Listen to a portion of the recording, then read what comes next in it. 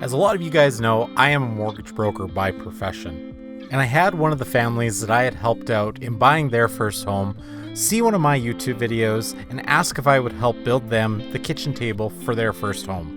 Now, I really don't do commissions very often anymore, but Justin sent me some images of what they were thinking for their kitchen table, and I just love the design.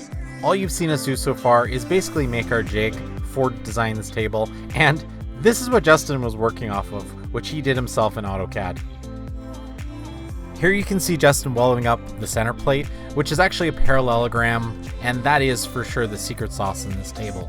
We tacked everything in place just to hold it to make sure we had all of our angles right. And we even went as far as to attach the whole base to the table just to make sure that we could make everything as square as possible, and later we were able just to cut those tabs. With all of our angles right, Justin went back and finished all the welds. And here's a full time lapse of the build process. You can see that we have a small level as well as a big 4-foot level that we're using just to make sure that the top half of the base is level on each side.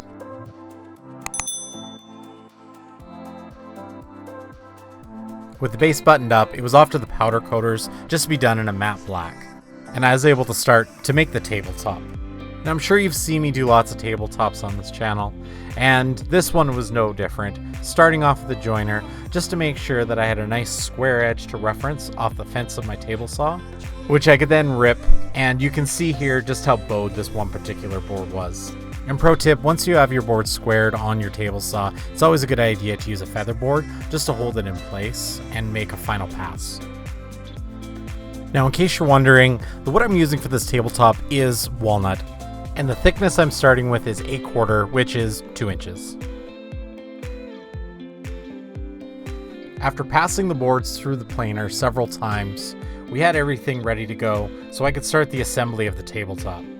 When I'm making tabletops, I always cut my boards to rough length, never to final length before glue up. You'll see later on in the video that I actually use my track saw to square everything off once the glue is dried. A lot of people will say you do not need dominoes in a tabletop like this. I personally use them more for alignment than I do for strength.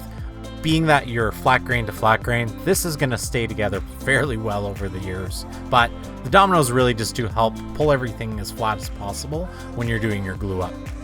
This tabletop was a thirsty boy, and it took a lot of epoxy just because of all the imperfections in the wood.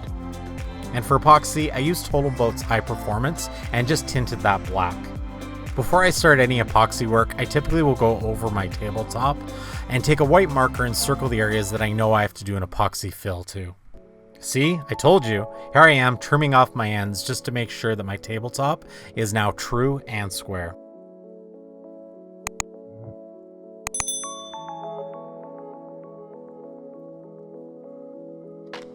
Alright, with my tabletop cut to final length, I put my base in place, and I scribed out exactly where I needed to route out the base plates, or I guess the mounting plates, for the tabletop base.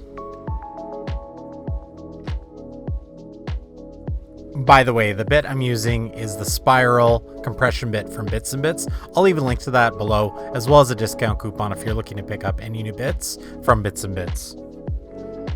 I use my electric planer just to take off a good amount of the material before starting the under bevel on this table. Now, I have done details like this before on other projects. However, it was always on smaller pieces of material that I could run through my table saw. This particular design for sure needed a specialized jig that was designed specifically around this steep of an angle. So I have had a few people ask how I made this jig, and this is loosely based on a couple that I've seen online. The most recent one and the most specific one I based it off of was one that Sean Boyd recently built in a 4-eyes build, and it was a table that had a very similar under bevel. Now, how I came up with this angle is I actually measured in how far I wanted the bevel to be and how thick I wanted my edge profile to be, and I used that to determine roughly about 21 inches for this bevel. The two most important parts about this jig are the fence that you have on the front, so you have something to ride on your guiding edge, and as well having that distance and length in the arm that extends over the table to make sure that your bit is going from the top of the bevel all the way down to the bottom. Now, of course, this bevel could be done with a hand plane.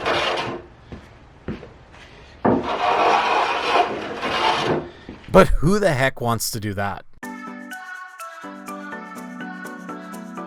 Just some additional tips. Take your time with this. Make sure that your fence is in line and that your base isn't tipping as you go. Also, you're not fully going to be able to get into the corners, so what I did is I transferred my long lines from the side and from the end of the table with the white marker again, and I used those as reference lines so I could come back with my hand planes and my sander just to make those corners as crisp as I could. It probably took about 20 minutes per corner, but I love the way this table looks, and it was well worth the effort and extra time.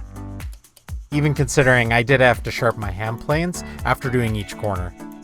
I was able to clean everything up with my Marcus sander, even the low spots like you can see in the left corner of your screen. That's actually where I let the router jig just tilt slightly and dug a little bit more into the tabletop. It's really hard to notice those kind of spots after some finessing, but I do suggest taking your time with this, and again, just be careful that the base doesn't tip on the router jig. For attaching the base to the tabletop, I broke out the trusty threaded inserts. I honestly can't remember the last time I built a table where I didn't use these. They're awesome. I actually just buy them in bulk on Amazon, so I'll include some links to those below. When you're building a table like this, sometimes you gotta get a little creative with how you're pouring your epoxy, and of course a little cinematic. If you know, you know. After sanding the table down to about 100 grit, I spray everything down with water and let it sit till it's completely dry, and then I come back and work up through the grits to about 320 just to make sure that I get the best finish possible. The final step in sanding is just to ease all the rough edges, and I do that just with a sanding block and 320 sandpaper again. I set my tent up outside so I wasn't spraying in direct sunlight, and for finish I'm using the Halcyon Clear varnish. I've been using this a lot on projects, and I love the way this turns out even after one coat. And if you're looking to pick up anything from Total Boat, there'll be a discount code below that you can use to get your hands on the same goodies that I'm using. Between coats, I was sanding with 320, and after several coats, this tabletop was done and ready for delivery.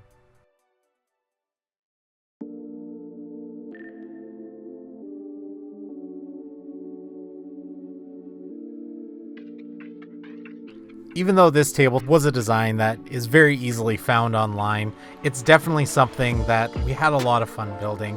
I just love the dramatic look of this metal base and the steep under bevel of the table. Hey, if you haven't hit that subscribe button yet, I would love to see you do so, and make sure you smash that like button. That really helps YouTube know that this is a video that they should share with other people. We got some amazing beauty shots, as you can see, and man, the dramatic look of this base and this tabletop just fits so perfectly in their space. If you made it this far in this video, make sure you comment bevel in the comments below. Guys, thanks so much for watching this video. As always, I super appreciate it. If you found any value in this video, the one ask I would have is that you share this video with one other person.